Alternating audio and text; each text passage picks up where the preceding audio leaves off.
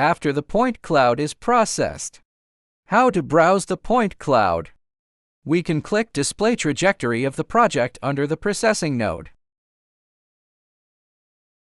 After selecting the trajectory, display the refined point cloud. The default rendering mode of the point cloud is elevation rendering. We can switch to different rendering modes such as intensity rendering, mixed rendering, and RGB rendering to display the point cloud. We can use the slicing tool to slice the point cloud. Activate the horizontal slicing function. Click the middle mouse button to perform horizontal slicing. And use Ctrl plus middle mouse button to adjust the elevation value of the horizontal slice. Activate the vertical slicing function.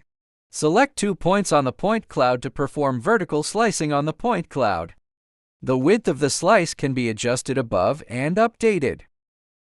Use the measurement tool to measure the thickness of the point cloud on the horizontal hardened road surface. The thickness of the refined point cloud can be better than 1 centimeter.